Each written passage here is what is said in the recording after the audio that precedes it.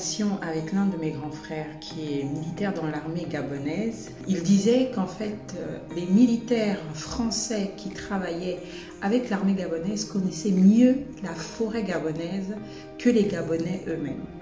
Et je me souviens que mon père, qui était également ingénieur des mines, géologue, disait que très souvent, les ingénieurs géologues français qui venaient travailler sur les terres gabonaises connaissaient mieux les terrains, connaissaient mieux en fait les espaces territoriaux gabonais que les Gabonais eux-mêmes. Et c'est de ça dont je vais vous parler. Bonjour à tous, je suis le chef Anto, chef de cuisine spécialisé dans les cuisines d'Afrique, auteur du livre Goût d'Afrique, et je suis heureuse de vous retrouver ici sur cette chaîne. Si vous êtes nouveau, en tout cas je vous souhaite bienvenue à ceux qui me suivent déjà depuis un moment. Ici nous parlons cuisine, nous parlons de produits, nous parlons de produits du terroir, nous parlons de restauration, de business lié à la restauration et comment nous pouvons faire avancer le continent africain, que vous soyez sur le continent même ou hors du continent, parce que nous sommes persuadés que la restauration, que tout ce qui touche à la restauration, à nos cuisines, à notre patrimoine culinaire, est une des clés pour faire avancer notre continent et pour le faire rayonner à travers le monde. En tout cas, si ces thématiques vous intéressent, n'hésitez pas à vous abonner à la chaîne. Pour cela, il suffit de cliquer juste en bas sur les notifications afin d'être averti lorsque je publierai une nouvelle vidéo au moins 2 fois par semaine, à savoir le lundi et le vendredi. Pour les nouveaux, en tout cas, vous pouvez déjà, dès à présent, télécharger gratuitement la version digitale du magazine culinaire Afro Cooking, le premier magazine des cuisines noires dont je suis la directrice artistique. Le thème de cette vidéo aujourd'hui s'intitule « Devenez un expert dans votre domaine ». Et dans le domaine, je vais parler particulièrement des produits du terroir africain. Produits du terroir par rapport au pays où vous vous trouvez. Parce que je me suis rendu compte qu'en fait, nous ne nous intéressons pas profondément à nos produits. Aujourd'hui, la pharmacopée est encore utilisée dans nos villages, dans certains endroits de nos pays, mais nous, souvent, les jeunes, que vous soyez issus de la diaspora ou que vous soyez même dans le pays, souvent les gens qu'est-ce qu'ils disent? Ah ben ce sont des histoires de vieux. Aujourd'hui, le monde a avancé. Mais ce que vous ne savez pas, c'est qu'il y a des puissances étrangères qui, elles, s'intéressent à ces savoirs-là. Et ce qui est dommage, c'est que nous, les Africains, nous sommes les premiers à ne pas connaître nos produits. Voilà pourquoi j'ai tenu à faire cette vidéo. Devenez expert dans votre domaine, qui va être la première vidéo d'une série de vidéos qui va s'appeler Kesako, parce que j'ai vraiment envie de parler des produits de chez nous. Quand je parle de produits, c'est-à-dire que vous, s'il s'agit par exemple du piment, vous devez connaître quelles sont les différentes variétés de piment que l'on cultive par exemple dans votre pays. Pourquoi ce piment, cette variété de piment est meilleure qu'une autre? Comment on plante le piment? Comment on le cultive? Comment on fait pour pouvoir avoir du bon piment à maturité? Combien de temps ça prend? Ça, c'est l'exemple du piment, mais c'est la même chose avec le manioc. Vous devez savoir comment on fait le manioc. Moi, je suis toujours surprise quand j'entends des chefs qui disent, qui sont quand même des professionnels, qui disent oui, ils font le saka, mais ils n'ont jamais vu de leur vie une feuille de manioc fraîche. On connaît que les feuilles de manioc congelées qu'on vend dans la petite épicerie africaine, à Château-Rouge si vous êtes à Paris. Vous devez connaître comment on fait les feuilles de manioc traditionnellement.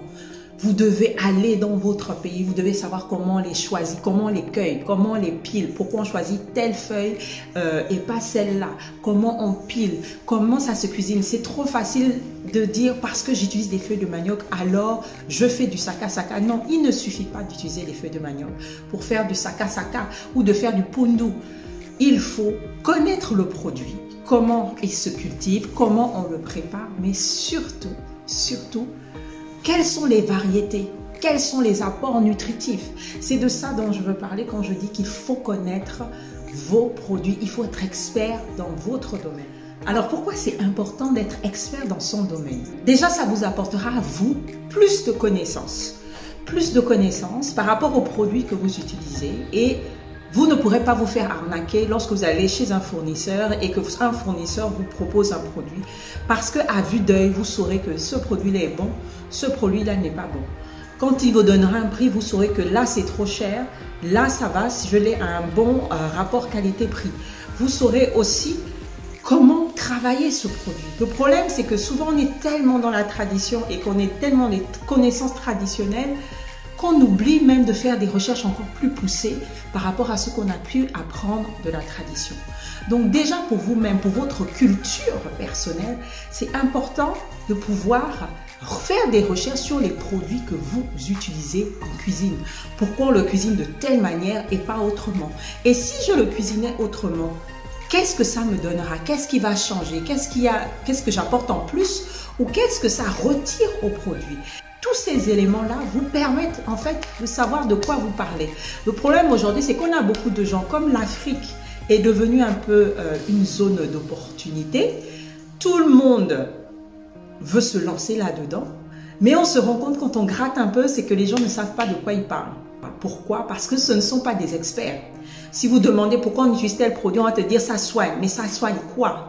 Quelles sont les propriétés de ce produit qui font qu'on se sente mieux lorsqu'on le consomme? Le fait d'être un expert dans son domaine vous permet aussi de prendre les meilleures décisions et beaucoup plus rapidement. Pourquoi? Parce que comme vous connaissez le produit, vous savez, là c'est la saison, là ce n'est pas la saison, là il faut que je le travaille de cette façon parce que par exemple il pleut énormément ou parce que je veux faire telle recette. Là j'ai tel type de produit, je veux faire telle recette, alors mon produit s'adapte. Ou alors j'ai ce produit, je veux plutôt ce genre de recette, mais ça ne s'adapte pas.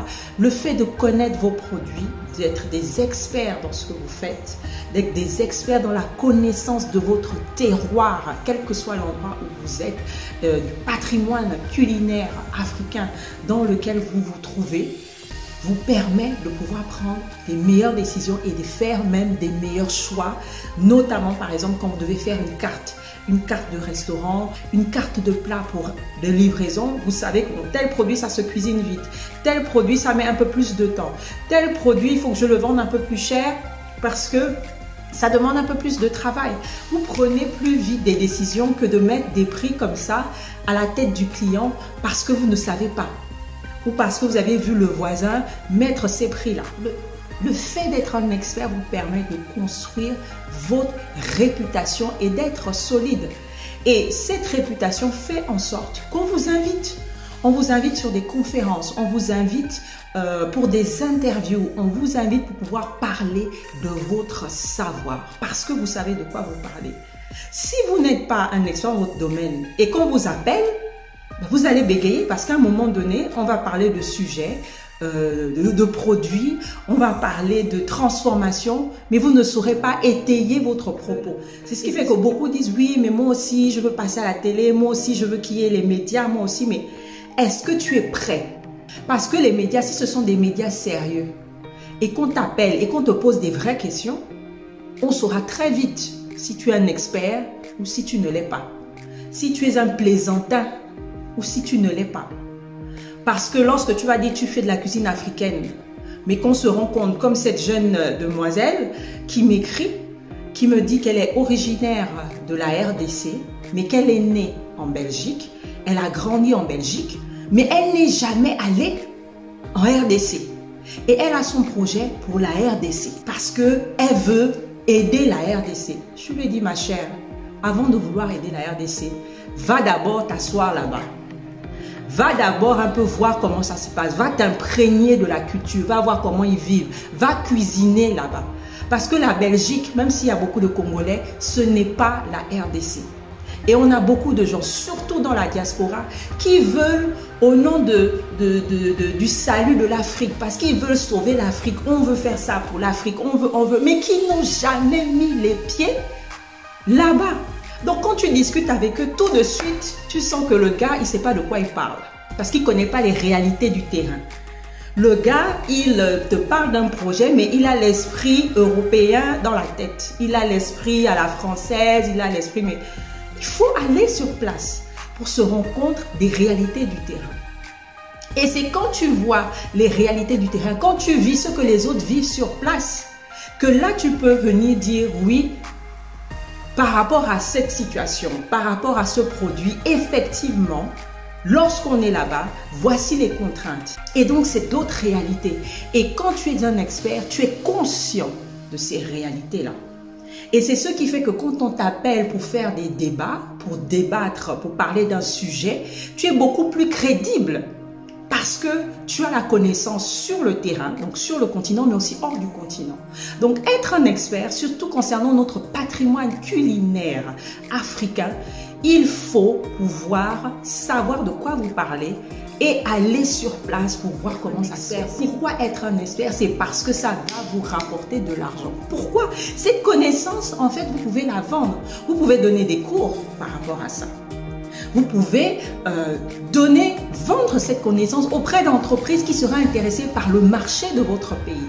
Mais ça ne fonctionne que lorsque vous connaissez votre produit. Le problème, c'est que sur le continent, on ne connaît pas assez nos produits. On ne connaît pas assez. C'est pas encore ça. Et souvent, les puissances étrangères qui viennent chez nous s'intéressent beaucoup plus profondément à nos produits que nous-mêmes. Et je pense qu'il est temps que ça change. Alors, comment devenir un expert? Comment devenir un expert? Il faut déjà être passionné. C'est-à-dire que si ta passion, toi, c'est le piment, tu dois être incollable sur le piment. Tu dois savoir en long, en large, les variétés de piments, le degré d'intensité des piments, comment ça se cultive, comment ça plante, quand est-ce qu'on plante. Comment être expert? Vous devez lire. Mais on se rend compte que les gens n'aiment pas lire. Ils vont vous demander seulement c'est quoi le résumé. Il y avait un documentaire il n'y a pas très longtemps sur décolonisation et je voyais les gens qui disaient que oui, bon, ils ont dit quoi en gros? Parce que les gens n'ont pas envie de se fatiguer d'aller regarder pendant 3 heures un reportage qui parle de nos pays. Ils préfèrent que tu lui fasses ce résumé. Cultivez-vous, lisez, allez rechercher les informations. Alors malheureusement, quand vous êtes francophone, il y a beaucoup d'informations qui se retrouvent que dans les livres anglophones parce que les anglophones ont fait beaucoup plus de recherches par rapport aux francophones. Alors allez-y quand même. Comment être un expert? Formez-vous ou trouvez des professeurs qui vont vous aider à mieux connaître les produits. Si vous devez parler de la mangue ou si vous devez être cultivateur de mangue, vous devez connaître toutes les variétés de mangue. Quelle est la variété qui s'adapte le plus au pays dans lequel vous vous trouvez? Si vous devez planter des manguiers, vous devez savoir que voilà, les mangues, ça revient à maturité après tant de mois. Pour mieux les vendre, il faut les vendre à partir de tant de mois de maturité. Toutes ces connaissances, c'est important de les avoir parce que si vous ne les avez pas, je vous dis, il y a des puissances étrangères qui viennent chez nous, qui achètent des terrains et qui, eux, ont ces connaissances-là. Et du coup, l'argent qui est censé nourrir les Africains ressort de l'Afrique et va construire d'autres continents. Comment être expert? Vous devez connaître l'histoire. Moi, en faisant des recherches, je me suis rendu compte qu'on parle beaucoup de cuisine, de nos cuisines, des cuisines africaines, qu'à partir de la colonisation. Comme si notre histoire, notre patrimoine commençait au moment de la colonisation. En dehors de quelques peuples qui avaient une tradition écrite, comme les premiers Égyptiens, comme certains peuples nord-africains, en Afrique subsaharienne, on a très peu d'écrits. En plus, l'esclavage a brisé la transmission qui se faisait par l'oralité. Donc, qu'est-ce qui se passe? On a beaucoup d'histoires, beaucoup de choses, de recettes qui se sont perdues. Il faut s'intéresser à l'histoire.